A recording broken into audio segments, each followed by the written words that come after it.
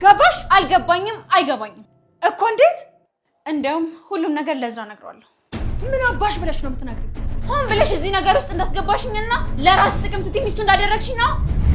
ምን አባሽ ነው ያልሽው? አንቺ ማትረቢ በአንቺ ምክንያት እቅዴ ይበላሽና እንደዚህ ሎኮፍ አድርጌ የምተውሽ እንዳይመስልሽ ጉሮሮሽን ፈልቅቄ ማውጣልሽ። ገባሽ?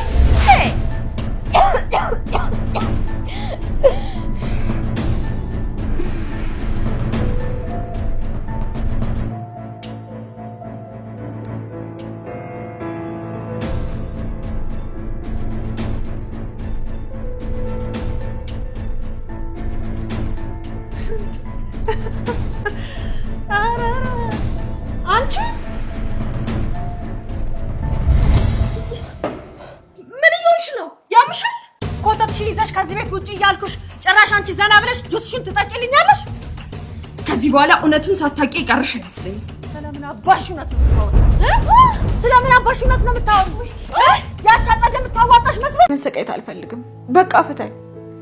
ቢሆንልኝ እኔ ራሱ መፋታቱን የማልፈልግ ይመስልሻል? እሱማ ለኔም ላንቺም ደስታ ነበር። ግን ደግሞ የአባት ጉዳይ ነው አይደል የሚያሳስብ? አታስብ። ለሱም ቢሆን የሆነ መፍትሄ ማግኘት አይከብደንም።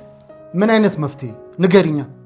የወራት እድሜ የቀረውን አባዬን ሳላስከፋው እንዴት ነው አንቺን ሚስት አድርጎ ያመጣልኝን ሴት ባንዴ መፍታት የምችለው? ምናልባት አባት እስከ መጨረሻው ነው እንዲጠሉኝ ለማድረግ ሞክራለሁ። ቆይ አንቺ ምግብ ምሰሪው ሰራተኛው የት ሄዳ ነው?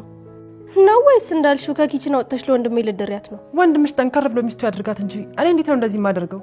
አክስቴ ግን እርግጠኛ ነሽ ከዚህ ልጅ ጋር ትውውቅ የላችሁ? ምንድነው እንደዚህ የማይመስል ጥያቄ የምትጠይቂው? ዝም ብዬ እኮ አይደለም ይሄን ነገር እያወራሁ ያለሁት፣ የሆነ የሚያጠራጥር ነገር ስላየው ነው። ምን ጠረጠርሽ? አክስቴ የጠየኩሽን ብቻ መልሽልኝ።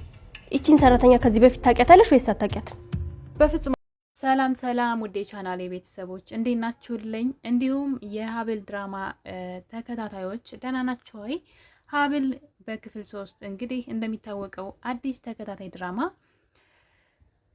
በማዕዶት ሲኒማ እየተለቀቀ ይገኛል። እዚህ ፊልም ላይ እንግዲህ የሚሳተፉት በአደራ ድራማ እና በእንግዳ ድራማ የምናውቃት ኑኑ ወይም ደግሞ እንግዲህ ብሌን በአደራ ድራማ ላይ ሆና የምትሰራው ማለት ነው። እንደዚሁም አቶ በኃይሉ የሀረግ ድራማው ቃልም አለበት። ወይዘሮ ባዩሽም ደግሞ አለች እንዲሁ ከኖላዊ ድራማ ማለት ነው። እና በጣም ጎበዝ ተዋናዮች ናቸው ያሉበት። በዛውም ደግሞ በቅርቡ የጀመረው የካያ ድራማ የልጆች እናት ሆና የምትሰራው እንግዲህ እስከ ዳር ሆና እዚህ የቤት ሰራተኛ ሆና የምትሰራው ማለት ነው። ታዲያ እንግዲህ እዚህ ድራማ ላይ ታሪኩ የአቶ በኃይሉን ንብረት ማለት ነው እህትየዋ ለማሸሽ ፈልጋ እስከ ዳርን ሰራተኛ አድርጋ እዛ ቤት ታስገባለች። እስከ ዳር ታዲያ እንግዲህ ዋና ዓላማዋ እዝራን በፍቅር አጥምዳ ታገባውና ንብረቱን ለመውሰድ ነው። ታዲያ እንግዲህ ይሄ ጨዋታ በእሷ ብቻ አላቆመም፣ በእህትየዋ ብቻ አላቆመም። የአቶ በኃይሉ ባለቤትም ወይዘሮ ባዩሽም ደግሞ የእንጀራ ልጇን ሀብልን በግድ እዝራ የአቶ በኃይሉ ልጅ እንዲያገባ ለባሏ ታሳምነዋለች ማለት ነው። ለእሷም የእንጀራ ልጇ ናት ማለት ሌላ ባል አግብታ ያለ የምታውቃት ልጅ ናት እንጂ የወለደቻት ልጇ አይደለችም። ታዲያ እንግዲህ ለገንዘብ ብላ ልጅቷን በግድ አስገድዳ እዝራን እንድታገባ በዛውን ደግሞ የእዝራን አባት አሳምነዋለች። የእዝራ አባት ደግሞ በቅርቡ እንደሚሞት በሕክምና ተነግሮታል እና ሙሉ ሀብቱን ለልጁ እንዲያስተዳድር ይሰጠዋል። ታዲያ እንግዲህ ይህን ሀብት ለመቀራመት ነው ዙሪያውን ያችኛዋም የራሷን ሰው አመጣች፣ ይችም ደግሞ የራሷን ሰው አምታ እህቱም ሚስቱም ማለት ነው የራሳቸውን ሰው አምጥተው ነው እንግዲህ የዛን ቤት ንብረት ለመውሰድ ወይም ደግሞ በእነሱ በኩል ለመቆጣጠር እያሰቡ ያሉት። ታዲያ ዋናው ታርጌታቸው ደግሞ እንግዲህ እዝራ ነው። እዝራን ያገባች ሴት እንግዲህ የዛ ንብረት ባለቤትም ጭምር ናት። ስለዚህ በእሷ በኩል ያሉ ሰዎች ተጠቃሚ ናቸው። እህትየዋ ደግሞ በሌላ በኩል ይሄ ንብረት ለእኔ ነው የሚገባኝ በማለት የራሷን ሰው እዛ ቤት ሰራተኛ አድርጋ አስገብታለች። ታዲያ እንግዲህ እዝራ አባቱ ፍቃድ ያገባትን ሀብልን አንድ ነገር ነግሯት ነበረ። እዚህ ቤት ያለች ሰራተኛ ፍቅረኛዬ ናት፣ በጣም ነው የምወዳት። አንቺን ያገባውሽ ለአባቴ ብዬ ነው። አባቴ በጣም ታማሚ ነው፣ በቅርቡ ሊሞት ይችላል።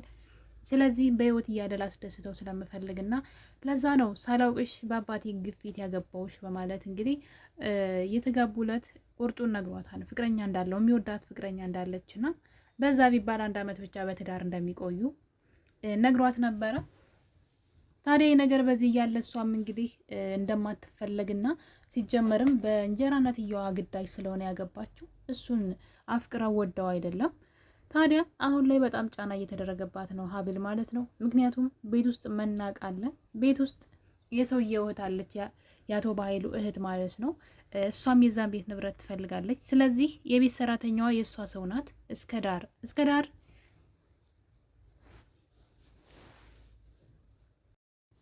እዝራን በፍቅር አጥምደዋለች። የምር የወደደችው መስሎታል። በእርግጥ ወደዋለች። ነገር ግን አላማዋ መጀመሪያ ስለ ገንዘብ ነው። ገንዘቡን ከእሱ አክስት ጋር ሆና ማሸሽ ነው ዋና አላማው በሱ በኩል ማለት ነው።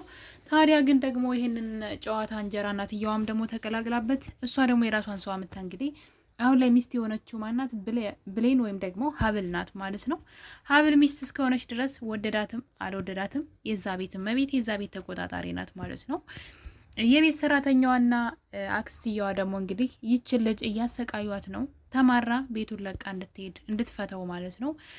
ልጅቷን ማሰቃየት ጀምረዋል። እንግዲህ ምኝታ ቤት ድረስ በመሄድ ልክ የራሷ ምኝታ ቤት እንደሆነ አድርጋ እዛ ጋ የተቀመጠችው አዲሷን ሙሽራ በመናቅ ማለት ነው ራሷን እንግዲህ ሰራተኝነቷን ትታ ዝንጥ ብላ ለብሳ ምኝታ ቤት ድረስ እየሄደች የእነሱ ምኝታ ቤት አስቡት እንግዲህ አዲስ ሙሽራ ያንን ስታይ የፈለገ ባይወዳት ባይፈልጋት ክብር አላት አይደለ? ቢያንስ ለክብሯ ለሰውነቷ መጨነቅ ነበረባት። ነገር ግን በአክስትየዋ ግፊት ማለት ነው ተፈላጊ እንዳልሆነች እና ማንም ቦታ እንደማይሰጣት እንዴት የተናቀች እንደሆነች እንዲመስል እያደረገችባት ይገኛል። ለዛም እንግዲህ ሁለቱ ተደባድበዋል። ምኝታ ቤት ድረስ ሄዳ የማይሆን አክት ስላደረገች ሀብልና እስከዳር ተደባድበዋል። በዚህ የተነሳ እንግዲህ ቤቱ በአንድ እግሩ ቆሟል። አሁን ላይ አቶ በኃይሉ ጉዳዩን እየደረሰበት ያለ ይመስለኛል። ምክንያቱም የገዛ ልጁ እዝራ ከሰራተኛዋ ጋር ፍቅር ግንኙነት እንዳለው እየደረሰበት ያለ ይመስለኛል። ይህ ነገር ለሰውየው በጣም ከባድ ነው። ይህን ነገር ከሰማ ምናልባት ወደ ጸጥ ብሎ ሊሞትባቸው ይችላል እና ታዲያ እንግዲህ ይህን ነገር እንዲሰማ እዝራ ራሱ አይፈልግም። ሀብል እዛ ቤት ከመጣች ቀን ጀምሮ ደስተኛ ሆና አታውቅም። ይህን ነገር የተመለከተው አቶ በኃይሉ የእዝራ አባት ማለት ነው ሲያወራት ነበረ። ሰውየው በጣም ነው የሚወዳት በጣም ማለት ነው። ታዲያ እንግዲህ ምን እንደሆንሽ ችግርሽን ንገሪኝ፣ ምንድን ነው ልጅ ያላስደሰተች እያሉ እንግዲህ ሲጠይቃት ነበረ። እሷ ግን አላስደስተኝም፣ ደስተኛ አይደለውም ብል ከልጆት ያፋቱኛሉ ወይ በማለት እንግዲህ ተስፋ በመቁረጥ ስትናገር ነበረ። እና እንግዲህ ትንሽ ጊዜ ስጪው፣ ገና መጋባታችሁ ነው፣ ስላልተዋወቃችሁ ነውና ትንሽ ጊዜ ስጪው፣ ከዛ ያኔ የምር ይወድሻል ልጄ እያሏት ነበረ አቶ በኃይሉ ማለት ነው። ነገር ግን ብሌን ወይም ደግሞ ሀብል ማለት ነው ይቅርታ፣ እውነቱን መናገር የፈለገች ትመስላለች ለአቶ በኃይሉ ማለት ነው። እዝራ የቤት ሰራተኛዋ ፍቅረኛው ናት። ፍቅረኛ እስካለው ድረስ እኔ ሁለተኛ ተደራቢ ሁኜ እዚህ ቤት መኖር አልፈልግም፣ ክብር የማይሰጠኝበት ቤት ውስጥ የውሸት ሚስቱኝ መቀጠል አልፈልግም ብላ መናገር ፈልጋ ነበረ። ነገር ግን ይህን ነገር እዝራ እዚህ ቀደም አስጠንቅቋታል። ስለ እኔና ስለ ሰራተኛዋ ግንኙነት ካወቀ አባቴ ራሱን ይሞትብኛልና እባክሽ ይህ ነገር እንዳትነግሪ ብሏታል። ታዲያ እሷ እንግዲህ አባትህ እንዲጠላኝ አድርግና ፍታኝ አለችው። ይህን ነገር መቋቋም አልችልም፣ ይሄ ከአቅም በላይ ነው፣ ስለዚህ አባትህ እኔ እንዲጠሉኝ አድርግ እና እንፋታ ብለው ነበረ። ታዲያ ምን አይነት እኔ አባቴ አንቺ ሊጠላበት የሚችል ምክንያት ምንድን ነው ብሎ ሲጠይቃት እንግዲህ ከሌላ ፍቅረኛ ጋራ ወይም ደግሞ ፍቅረኛ እንዳላትና እሷ ውጭ ሄዳ ከሌላ ወንድ ጋራ እንደያዛት እንዲናገር እጅ ከፍንጅ እንደያዛት እንዲናገር ለአባቱና በዚህ የተነሳ አባትህ ሳያቅማሙ ነው እንድትፈታኝ የሚያደርገው። እኔ እንኳን ብጠየቅ ራሱ መጥቼ የማምነው ነገር ነው ይሄን ነገር፣ ስለዚህ ይሄን ነገር ለአባትህ ንገራቸው ብለው ነበረ። እዝራ ግን ከዚህ በኋላ ጥሩ ባልሆንልሻለሁ፣ ብዙ ነገሮችን አስተካክላለሁ፣ ማንም ሰው ቀና ብሎ አይናገርሽም፣ ስለዚህ እንፋታ የሚለውን ሀሳብ በፍጹም አልቀበልም ብለዋል ማለት ነው። በዛ ላይ እንግዲህ ዋናው የጸቡ መነሻ የሆነው ምንድን ነው? የሰውየው እህት ማለት ነው እንግዲህ የአቶ በኃይሉ እህቱ የቤት ሰራተኛዋን እስከዳርን ዝንጥ አድርጋ ልብሳት እዝራ እራት ሊጋብዝሽ ነው ብላ እዝራን ደግሞ እራት ጋብዛት በማለት በማሳመን ማለት ነው ሙሽራዋ እንድትናደድ ያገባት አዲስ ሙሽራዋ እነሱ የቤት ሰራተኛውን እራት ሲጋብዝ አስባችሁታል። እሷ ደግሞ ተራ ዝም ብላ የተናቀች እንደሆነች ምንም ለሷ ቦታ እንደሌለው እንዲያሳይ ነው ዋና አላማዋ። ታዲያ እንግዲህ እስከ ዳርም ዝንጥ ብላ ለብሳ ሳሎን ትመጣለች። ይህን ነገር የሰማችው እንጀራ እናትየዋ ደግሞ እንግዲህ ወይዘሮ ባዩሽ ሀብልን በፍጥነት እንደዚህ እንድትዘንጥ አድርጋ ማለት ነው። ሁለቱም እንግዲህ ሳሎን ነው የተገናኙት እና በዚህ መሀል እንግዲህ ሁለቱም አንድ ቦታ ላይ እኩል ሰዓት ነው የተገኙት። ያችኛዋን እራት ልትጋበዝ ይችኛዋን ደግሞ በግድ እራት ቦታው እንድትሄድ ለማድረግ ሲሞክሩ እዝራ እንግዲህ ሁለቱንም ባንዴ ነበር ያያቸውና ደንግጧል። ምክንያቱም ሰራተኛዋም ሚስቱም እራት ግብዣው ላይ መገኘት የሚፈልጉ ነው የሚመስሉት። ታዲያ እንግዲህ በዚህ አላበቃም። እስከ ዳር እዝራ እኮ ዛሬ እራት ሊጋብዜ ነው በማለት ታወራለች። አባቱ የለም ብላና ቤት ውስጥ ያለው ሰው ሁሉም ሰው ስለሚያውቅ ማለት ነው ያው እህቱ ናት። እህቱን አክስትየዋ አሳምናታለች። ይችን አዲስ ሙሽራ ለማባረር እንጠቀምባት የቤት ሰራተኛዋን በማለት ሆን ብላ አክስትየዋ የእዝራን እህት አግባብታታለች። ግን አላመነቻትም። የሆነ ተንኮል እያሴረች እንደሆነ ገብቷታል። ብቻ ነገር ግን ሙሽራዋን ስለምትጠላት ብቻ ለወንድም ያትመጥንም ብላ ስለምታስብ ከአክስቷ ጎን ቆማለች። ታዲያ እንግዲህ በዚህ መሀል ነበረ ችግር የተፈጠረው ማለት ነው። እሷም እንግዲህ በሰራተኛ ፊት አዋርደኛል፣ እኔ ሚስት ተቀምጬ ምንም እንኳ ባትወደኝ እኔ ተቀምጬ እሷን እራት ለመጋበዝ ስትሞክር ትንሽ አታፍርም ወይ በማለት እንግዲህ ትናገረዋለች። እሱ ግን ለዛሬ ብቻ ልጋብዛት ብሏት ነበረ። ነገር ግን ሀብል እኔን እራት ጋብዘኝ ዛሬ፣ ስለዚህ ከዛሬ እንጀምር በማለት እንግዲህ እራት እንዲጋብዛት ብጠይቀው ደግሞ እስከ ዳር ደግሞ እዛ ጋር ደግሞ ተዘጋጅታ እየጠበቀችው ነው። እንግዲህ እዝራ እግራ ተጋብቷል። እዝራ ውሳኔ መወሰን አለበት። በተለይ ደግሞ ያገባትን ሀብልን ልብ ብሎ ማየትና መንከባከብ አለበት ብዬ ነው የማስበው። ምንም ቢሆን አግብቷታ ሚስቱ ናት፣ ባይወዳት እንኳን ማለት ነውና በፍጹም ከቤት ሰራተኛው ጋር ወይም ደግሞ ከእስከ ዳር ጋር ያለውን ግንኙነት ሊያቆም ይገባል። በቃ አግብቷል እኮ ባለትዳር ነው። ይችኛዋን እስኪፈታ ድረስ በፍጹም ሌላ ሴት በህይወቱ ልትኖር አይገባም። ታዲያ እንግዲህ አሁን ላይ የእዝራ እህት የምትጠራጠረው ነገር አለ። እሱም እንግዲህ ምንድን ነው የእዝራ አክስትና እስከ ዳር ቅርበታቸው እንዲሁም ደግሞ ሀብልና ወይዘሮ ባዩሽ ያላቸው ቀረቤታ ግራ ጋብቷታል። በጣም እየታዘበች ነበረ። ምክንያቱም በመካከላቸው ችግር ሲፈጠር ሁለቱም ይገኛሉ። ሁለቱም ሳይድ ጎራ ይይዛሉ ማለት ነው። ያችኛዋ ከዛችኛዋ ጎን ትሆናለች። ወይዘሮ ባዩሽ ደግሞ ከሀብል ጎን እየሆኑ ነው እንግዲህ ጸብ እየተነሳ ያለው እና ይህን ነገር የታዘበችው እንግዲህ እዝራ እህት ማለት ነው ወንድሟን አንድ ነገር ላስጠነቅቅ እፈልጋለሁ። ምንም ነገር እየተዋጠልኝ አይደለም። እዚህ ቤት የቤት ሰራተኛዋ አንተና ፍቅሬ ነው እዚህ ቤት ሰራተኛውን የገባሁት ያለችው ነገር ምንም እየተዋጠልኝ አይደለም። ታዲያ ካክስቴ ጋራ የተዋወቁ በዚህ መጠንስ እንዴት ሊቀራረቡ ቻሉ?